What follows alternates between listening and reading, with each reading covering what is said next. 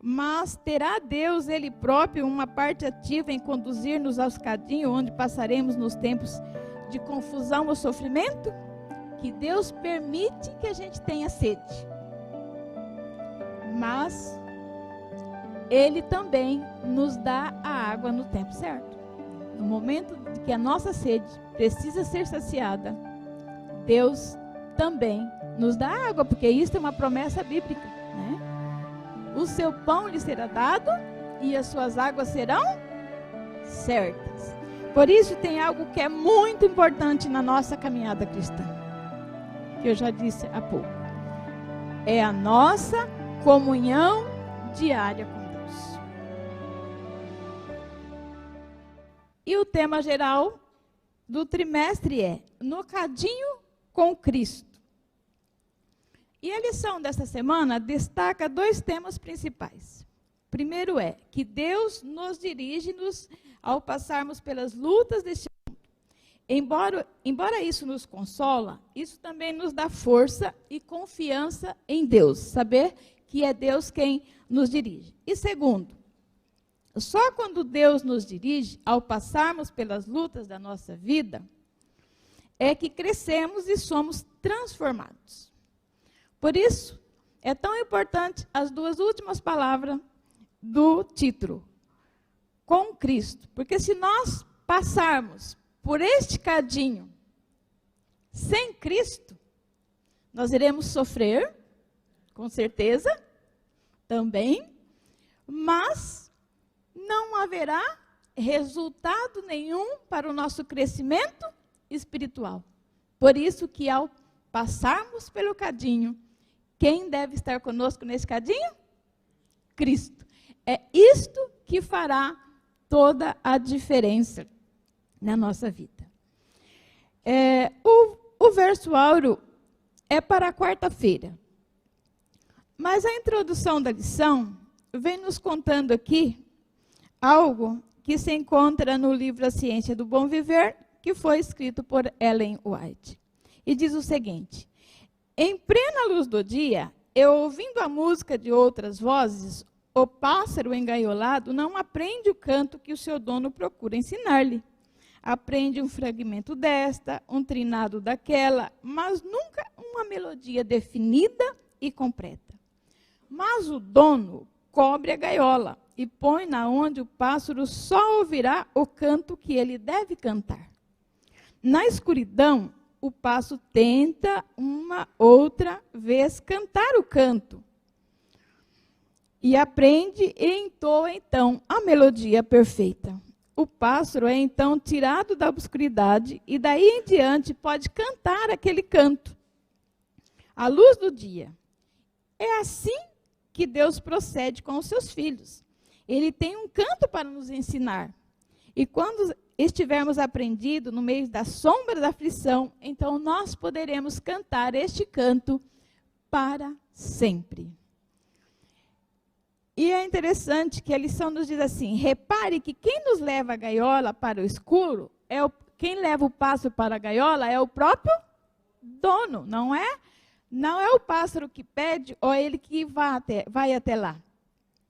É fácil perceber que Satanás provoca dor, mas terá Deus, Ele próprio, uma parte ativa em conduzir-nos aos cadinhos onde passaremos nos tempos de confusão ou sofrimento? E a resposta a isso nós já encontramos no tema do domingo. E eu começo aqui a lição de domingo fazendo uma pergunta. Por que o Senhor conduziu o seu povo a uma viagem tão importância por um beco sem saída? Era importante ou não era aquela viagem? Os filhos de Israel estavam passando por que situação naquele momento? Estavam sendo libertos do cativeiro. Então, por que é que Deus não aplanou o caminho para que eles chegassem até a terra prometida sem nenhuma dificuldade, sem nenhum problema? Alguém gostaria de dar?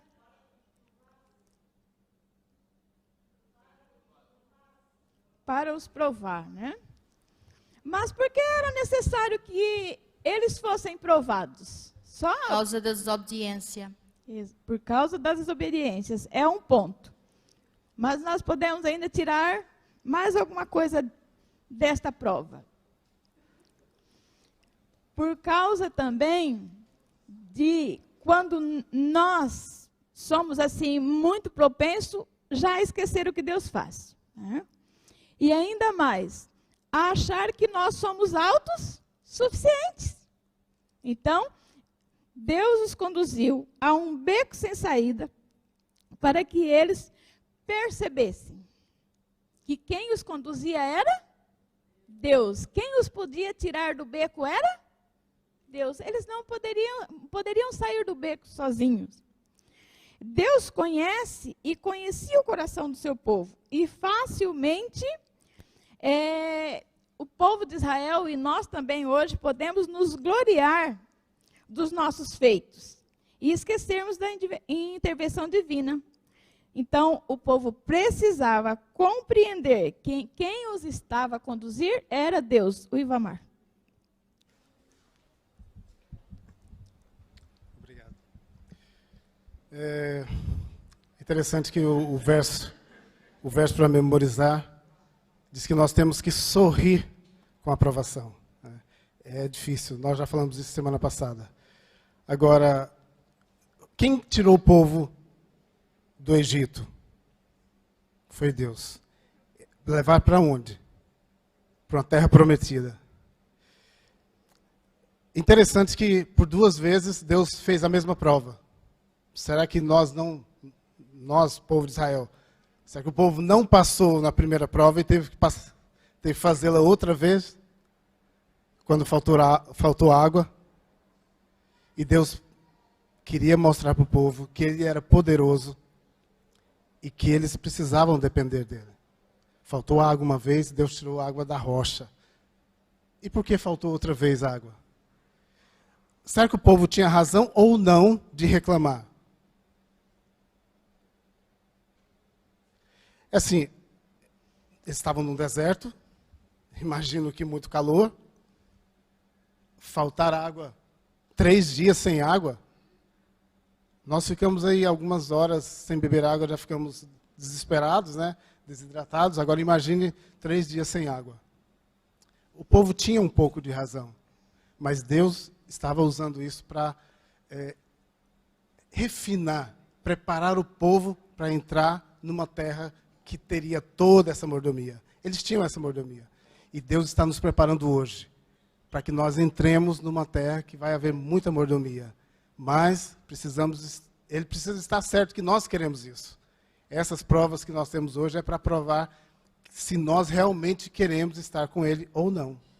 E isso lá no tempo do povo de Israel, viu-se que muitos não queriam e ficaram para trás.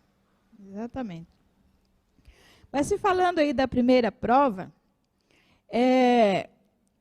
no verso 31 do capítulo 14, onde está o desenrolar dessa história, diz que e viu Israel o grande poder que o Senhor exercitara contra os egípcios, e o povo temeu ao Senhor e confiou no Senhor e em Moisés, o seu servo. É o mesmo que acontece conosco hoje. Quando nós saímos de uma prova, parece que nós nunca mais vamos duvidar de Deus. Não é assim? Né? Parece que nunca mais vamos duvidar, que está tudo resolvido. Então, eles concluíram, né, que Deus realmente os havia guiado, que Deus realmente esteve com eles e que Moisés realmente os havia liderado. Mas aí, então, é que vem já o que o Ivamar já comentou. Vem um momento em que agora eles são conduzidos a caminhar no deserto. Por quantos dias? 3 dias, como o Ivamar já comentou. 3 dias no deserto sem água. Eu não conheço um deserto literal, não sei se alguns aqui conhecem e poderia descrever o que é um deserto literal. Nós, essa semana que acaba hoje, passamos por bocadinhos de calor. Eu mesmo trabalho numa cozinha, ao lado de um forno quente, senti muitas vezes, né, o suor colar pela roupa. Né? E nesse momento, o que nós recorremos? A água. Né? recorremos à água, porque é necessário para nos hidratar. Agora aquele povo estava caminhando por aquele deserto, embora houvesse em cima deles o quê? Durante o dia? Uma nuvem. Eles não estavam lá, né, sem um chapéu na cabeça. Eles tinham um chapéu que o próprio Deus o colocou sobre as suas cabeças. Mas ainda assim, isso não os fez com que não sentissem sede. E eles estavam, depois de 3 dias, com muita sede. E chegaram então a um lugar chamado Mara. E ali havia água. Que bom, né? Quando a gente está com sede e chega a um sítio onde a gente encontra água. Mas agora veio uma decepção. E alguém disse aí na sala: água salgada. Água salgada mata a sede? Não, vai provocar ainda mais sede. E agora então, esqueceram do Deus que havia guiado. Olha só, um exemplo para nós. Esqueceram do Deus que os havia guiado. E agora, qual é o primeiro passo? A murmurar, a reclamar, a blasfemar, a cobrar de Moisés, porque os levou até ali para passar sede. E é interessante como Deus trabalha. Porque Deus não tinha poder para dizer para as águas, fica doce. Tinha, mas ele não fez. O que ele fez? Pediu para Moisés que fosse até uma árvore, e com aquela árvore, não sei se foi com a árvore toda, se foi com o ramo, porque uma tradução diz uma árvore, outra diz uma madeira, então não sabemos como foi. Mas sabemos que Deus usou Moisés e usou aquela árvore para tornar a água doce. Né? Então, aquilo que nós podemos fazer, Deus faz por nós? Não. Nós também temos a nossa parte a cumprir. E Moisés agora, com a sua ação de obedecer a Deus, porque ele também poderia ter dito, mas como assim? Um pedaço de madeira, um galho de uma árvore vai fazer a água ficar doce? Não era o pedaço de madeira que ia fazer. Mas quem faria a água ficar doce? O próprio Deus que estava os guiando até ali. E então, agora, eles saciam a sua sede, a sede dos seus animais. E é interessante que, a partir dali, eles foram parar em um lugar que havia o quê? 70 palmeiras e 12 fontes de água. Nossa, que maravilha, né? Para quem está no deserto, encontrar um ambiente como esse. Mas eles não podiam ficar ali debaixo das palmeiras. Eles estavam em viagem. E quando nós estamos em viagem, nós precisamos prosseguir. E agora, eles prosseguem. Mas, ao prosseguir, eles chegam a um lugar chamado Refidim. E, novamente, o que falta em Refidim? Água.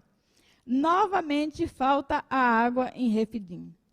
Mas a lição faz aqui para a gente umas perguntas interessantes. Talvez possamos não obter de Deus tudo o que desejamos, mas não podemos esquecer do tudo que necessitamos. Não, aquilo que pensamos que precisamos, mas aquilo que verdadeiramente precisamos. Aí que está a questão para os nossos dias. Às vezes nós queremos coisas que nem precisamos. Mas quem é que sabe do que nós realmente necessitamos? Deus. Ele realmente sabe que nós necessitamos. E Deus sabia que ali eles precisavam de água. Mas agora, quando eles chegam a Refidim, eles haviam esquecido da primeira prova, que o Deus de Israel tinha estado com eles. Eles esqueceram da segunda prova, que a água se tornou doce. E novamente eles começaram a fazer o quê? A murmurar, a blasfemar, e a reclamar, e a perguntar por que Moisés os tirou do Egito para o fazer morrer de sede no deserto. Novamente, toda aquela lamúria. E que muitas vezes nós também caímos neste erro. E mais uma vez, o que Deus faz? Diz para Moisés, dá todas as orientações para Moisés, e Moisés vai até lá com os anciões de Israel. E agora a ordem de Deus é: fere a rocha. E novamente, as águas jorraram da rocha. Mais uma vez, Deus está ali e Deus atende. Uma coisa que nós precisamos compreender é que Deus permite que a gente tenha sede. Mas Ele também nos dá a água no tempo certo. No momento de que a nossa sede precisa ser saciada, Deus também nos dá água, porque isso é uma promessa bíblica, né? O seu pão lhe será dado e as suas águas serão certas, né? Esta é uma promessa que Deus fez ao povo de Israel. O irmão lá atrás quer falar, quer intervir. Tem uma intervenção lá ao fundo.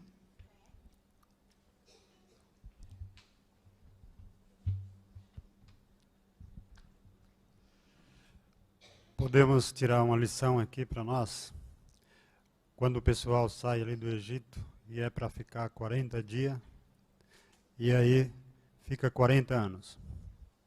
Eles murmuram por tudo e a culpa sempre era de Moisés. Aqui nós vemos um paralelo. Jesus, quando sai para o deserto, para a tentação, e ali ele passa 40 dias, 40 noites, teve fome, teve sede. E o interessante é que o pessoal também acabou a comida, acabou a água. O pessoal murmurou, Jesus não murmurou. E nós vimos aqui um paralelo quando eles necessitam de água e eles estavam clamando a outro Deus. E quem era esse outro Deus? Eram os mesmos deuses que eles conheciam no Egito. E eles estavam passando por esse deserto, era uma reeducação para que eles pudessem entrar na Terra Prometida. Assim como nós saímos do Egito e estamos conduzindo rumo à Canaã Celestial e temos que nos educarmos e por isso passamos provas, né? E provas que talvez achamos que não conseguiríamos passar por ela, mas Deus ele deixa bem claro. Não virá prova para que eu não possa suportar. Tudo aquilo que vem é que eu consigo suportar. Obrigado. E agora a nossa lição dá um salto, né, do povo de Israel no deserto para Jesus no deserto. Esse é um tema, assim, fácil de compreender, mas ao mesmo tempo difícil. E eu sei que aqui na nossa sala existe teólogos, e que se puder me ajudar com este tema, eu vou ficar agradecida. O grande conflito no deserto. E Jesus, cheio do Espírito Santo, voltou do Jordão e foi levado pelo Espírito ao deserto. 40 dias foi tentado, por 40 dias e foi tentado pelo diabo. Bom, o texto diz que Jesus estava cheio do Espírito Santo. Ele havia passado pelo batismo, né? E o Pai havia declarado que ele era quem? Meu filho amado, a quem me comprazo. Mas o Espírito de profecia diz que entre aqueles que estavam ali a contemplar o batismo de Jesus, estava quem? Satanás. E o Espírito Santo leva Jesus para o deserto. Por quê? Porque Jesus tinha um ministério pela frente. E ele precisava estar preparado para este ministério, embora ele fosse o Filho de Deus. E o Espírito Santo leva até lá. Jesus agora fica 40 dias e 40 noites sem se alimentar. Jesus estava frágil, tão frágil que nenhum de nós conseguimos imaginar, porque eu nunca fiz 40 dias de jejum, e acredito que na nossa sala, e aqueles que nos veem em casa também, nunca tiveram, né, a força e a coragem para fazê-lo. E agora, então, Satanás pensa que naquele momento ele podia apanhar Jesus. E é então que ele vem com a sua tentação, tentando tentar a Jesus. Mas eu peço licença e desculpa para vocês para ler aqui um texto. Deus não tenta ninguém. Isso nós encontramos lá em Tiago, capítulo 1, verso 13. Deus jamais vai nos induzir a pecar. O diabo é o que tentador, não Deus. Mas tem um porém. Deus nos leva a situações em que poderemos estar expostos à tentação. Cristo, no deserto. Deus o leva até lá e lá ele ficou exposto às tentações do inimigo. Especialmente depois dos 40 dias de jejum. Mas lembre-se de uma coisa, o mesmo calor que derrete a manteiga endurece o barro. Assim também é com as tentações. Quando nos encontra. Sobre forte tentação, a primeira coisa importante que nos assegura é que estamos ali não deliberadamente por nossa própria escolha. Lembre-se, quem levou Jesus para o deserto? O Espírito Santo. Jesus não foi lá por vontade própria para dizer assim, eu vou provar para este inimigo que eu tenho poder. Não, ele não foi. O Espírito Santo o levou. Sempre devemos fugir da tentação e não devemos nos aproximar dela. Se as tentações que enfrentamos são inevitáveis, podemos então estar seguros de que Deus nos dará o poder para resistir. Mas precisamos, para isso, buscarmos sinceramente. E quando Ele permite as tentações, é porque Ele tem um propósito. E qual é o propósito? Fortalecer-nos espiritualmente. Cada vitória alcançada é um passo em direção de maiores vitórias. E dessa maneira que o nosso caráter é construído. Olhando dessa maneira, as tentações têm um aspecto positivo. Quando são resistidas. É por isso que Jesus passou no deserto. Porque Jesus estava a começar o seu ministério. Viria fortes provas sobre tentações sobre Jesus. E ele precisava de vencer todas essas tentações. Ao Jesus vencer a tentação no deserto, ele pôde vencer na cruz. E ao vencer na cruz, ele ressurgiu na manhã de domingo. Então, devemos como cristãos, vigiarmos. Não irmos nós próprios para o caminho da tentação. Mas se porventura Deus permitir, ou até mesmo como fez com Jesus, nos levar até este caminho, que nós possamos, assim como Jesus, estarmos ligados ao Pai, e estarmos ligados à sua palavra, porque nós sabemos que Jesus venceu no deserto por o está escrito. Jesus conhecia as Escrituras. E nós também precisamos hoje conhecer as Escrituras, porque nós também estamos passando pelo deserto. E podemos ser tentados em qualquer momento. Se conhecermos as Escrituras, nós vamos responder como Jesus respondeu a Satanás. E nós também, como Cristo Jesus, vamos sair vitoriosos. Porque se Jesus passou por o deserto, foi para nos ajudar também a passar pelo deserto. E nós não estamos sozinhos nesse deserto. E vamos ver isso agora na lição de quarta-feira.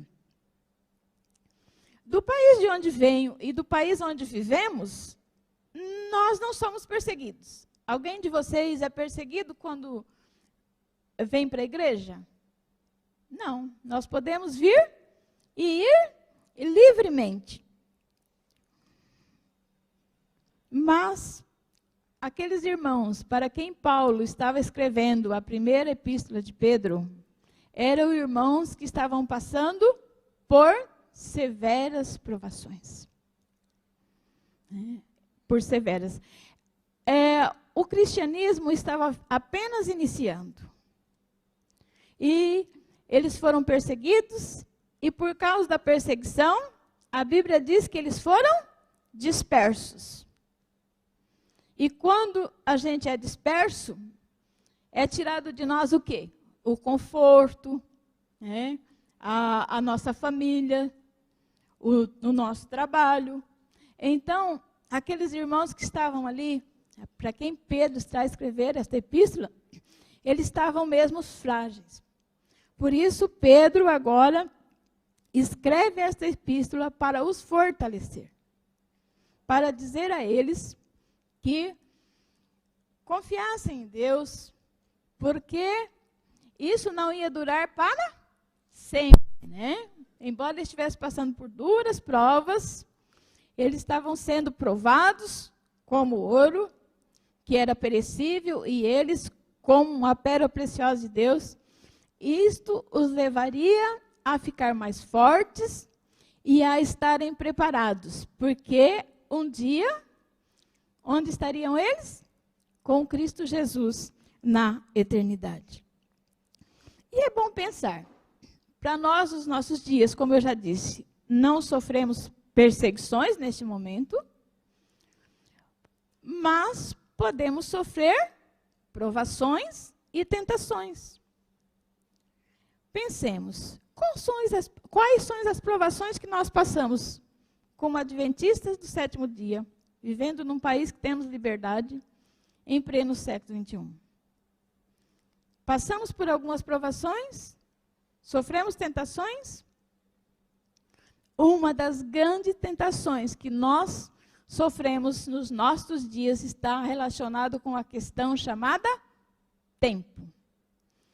O nosso querido pastor pregou outro dia uma mensagem que foi assim mesmo, falando especialmente para nós que estamos aqui como estrangeiros, para nós cuidarmos com o tempo e que nós gastamos à procura de adquirir bens materiais. Porque isso vai nos levar ao quê? Ao cansaço, e então nós vamos desfalecer e vamos não ter forças para buscar a Deus.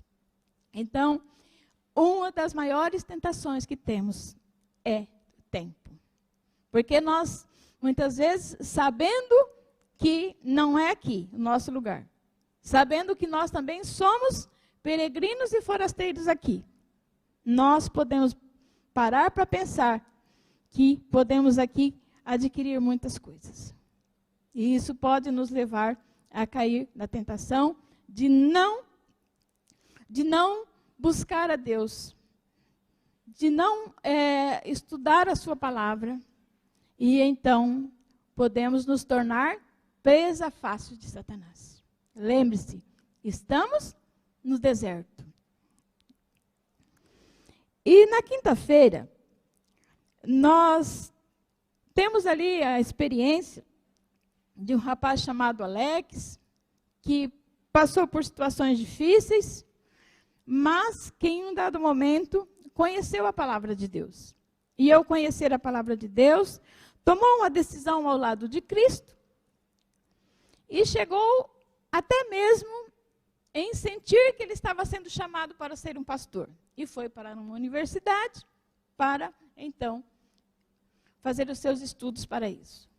A princípio, tudo corria bem, mas a lição nos diz que em determinado momento as coisas começaram a não dar certo. Provações, dificuldades, críticas, e que chegou ao ponto de que este jovem novamente caiu na tentação e voltou a usar drogas.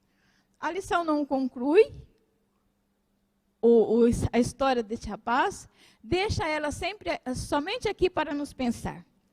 E ela me levou a pensar o seguinte: uma vez também, o irmão citou agora há pouco que Deus nos tirou do Egito. Uma vez também, eu e cada um de nós que estamos aqui também fomos tirados do Egito. Deus também nos tirou do pecado. Mas nós temos que ter algo em mente.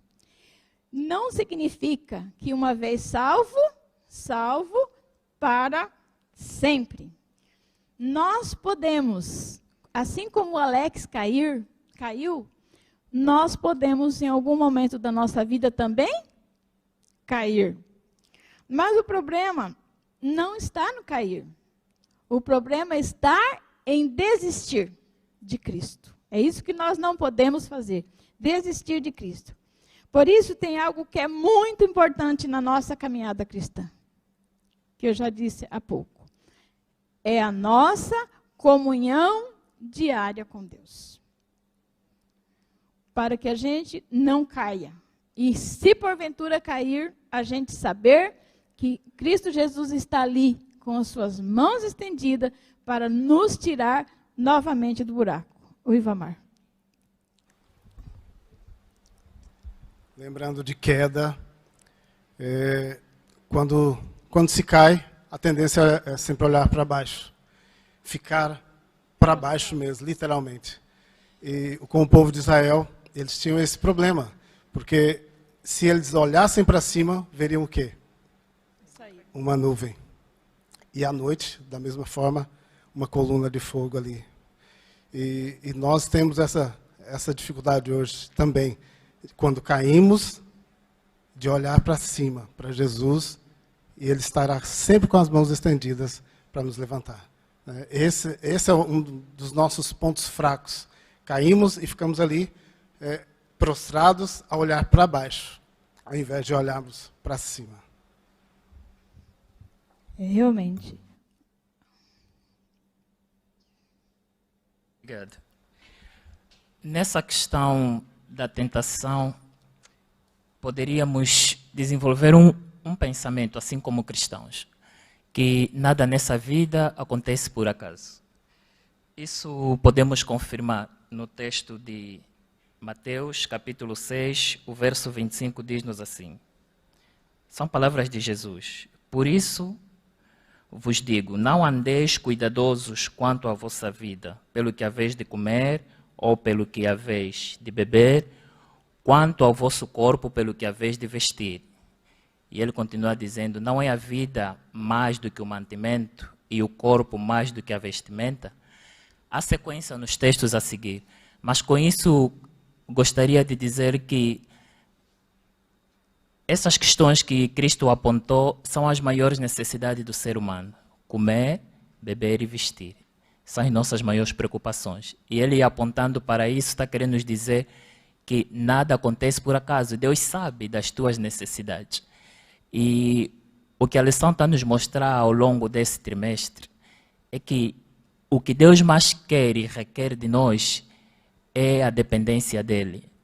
Assim como uma criança que quando necessita de alguma coisa não tem a quem recorrer a não ser aos seus pais para que possa suprir a sua necessidade, assim Deus quer e espera isso de cada um de nós. Eu em casa tenho uma menina de 3 anos e ela quando precisa de água, ela vem e diz assim, papá, posso água por favor? E se eu estiver assim atarefado em alguma coisa e eu lhe digo espera, ela persiste de uma forma que você não tem como lhe deixar. Ela diz, papá, posso água, por favor? Papá, posso água? Quer dizer, não deixa respirar. E, às vezes, essa ansiedade que nós, como seres humanos, sentimos. Deus, às vezes, quando nos diz espera, a gente não quer esperar, porque a gente só quer satisfazer. E uma das armas poderosas do diabo é a ansiedade que ele coloca no coração do ser humano. Obrigado. O irmão me fez lembrar de uma situação que eu vivia há um tempo atrás, em que eu estava mesmo passando por um desses cadinhos, e eu entrei no quarto, dobrei os meus joelhos, mesmo chorando, né? Mesmo chorando. E Deus falou comigo naquela noite, né? Quando foi no domingo, isso na sexta-feira à noite, quando foi no domingo, o Ministério da Mulher da igreja a qual eu congregava tinha preparado uns momentos especiais para as mulheres numa das escolas da minha cidade. E a esposa do pastor fez uma dinâmica bastante interessante. E o verso que me caiu, que até hoje está guardado na minha Bíblia, aquele papelinho, diz assim: estando eles ainda clamando, eu os ouvirei. E eu fiquei pensando, né, que eu estava clamando a Deus. Mas sabe, queridos, e Deus me ouviu, mas eu precisei atravessar o oceano. Deus só foi me ouvir, esta minha oração, aqui, depois que eu atravessei o oceano. Por isso que é interessante isso que o irmão está dizendo. A gente deve ser como a sua filhinha, né? Pedir-se insistentemente água ao nosso Papá do céu, que Ele vai nos dar. Mas Ele não vai nos dar ali, né? O verso me diz, estando eles ainda clamando, eu os ouvirei. Deus já tinha me ouvido naquela sexta-feira. No domingo Ele reforça. Mas Ele disse, você vai ter que atravessar o oceano, não o deserto, mas o oceano, literalmente. E lá eu vou te dar a vitória. Né? Então, precisamos confiar neste Deus. E saber que não está em nós. O povo teve que passar por tudo isso para eles perceberem que não havia nada neles. Nós vamos concluir a lição com o texto também do Espírito de Profecia que está na lição de sexta-feira. No passado, porém, o Senhor conduziu o seu povo a Refidim, e Ele pode decidir-nos a conduzir para lá também, a fim de pôr à prova a nossa lealdade. Ele nem sempre nos leva para lugares agradáveis. Se eu o fizesse, nós, na nossa autossuficiente, acabaríamos por esquecer que Ele é o nosso ajudador.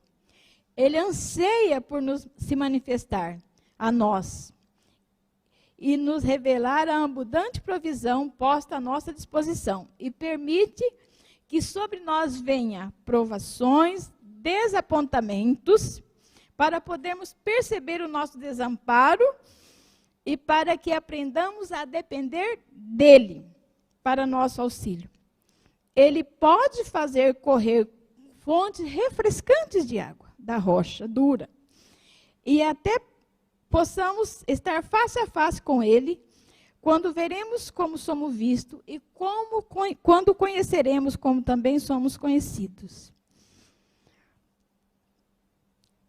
Mas, até que possamos ver a sua face, nós nunca saberemos quantos fardos Ele levou por nós. Quantos fardos Ele teria levado gostosamente e carregado, se com a fé de uma criança nós os tivéssemos levado até Ele. O que temos estudado a cada lição deste trimestre tem me ensinado que eu devo reconhecer que Deus é que tem o poder. E ontem, enquanto eu faço a minha leitura da Bíblia de um capítulo por dia, mas no autocarro eu tenho esta Bíblia dentro da minha mala, que eu releio o capítulo, que eu li em casa, porque é uma outra versão. E quando eu li ontem o capítulo 31 de Deuteronômio, foi impossível não vir as lágrimas quando eu li o verso 1 e 2 deste capítulo, do capítulo 31.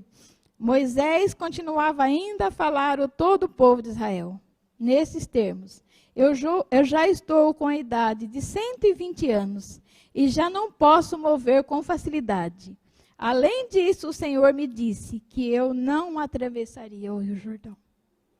Quer um cadinho mais difícil do que esse?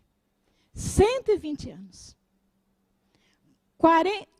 80 anos no deserto, porque ele teve que ficar 40 antes, né, para poder aprender.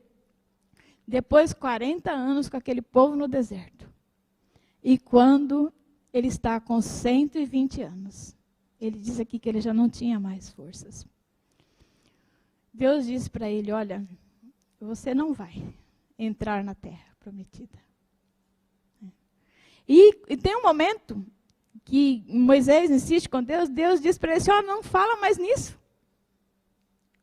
Eu já gostaria de estar no lugar de Moisés naquele momento, de Deus dizer a ele que ele não ia entrar, mas Moisés aceita. Mas a palavra de Deus continua. O Senhor, vosso Deus, é que irá convosco. Vamos parar por aqui. Não era Moisés que ia conduzir o povo de lá. O Senhor, vosso Deus, é quem conduzia aquele povo. Moisés era apenas um instrumento. E é o Senhor, nosso Deus, que nos conduzirá.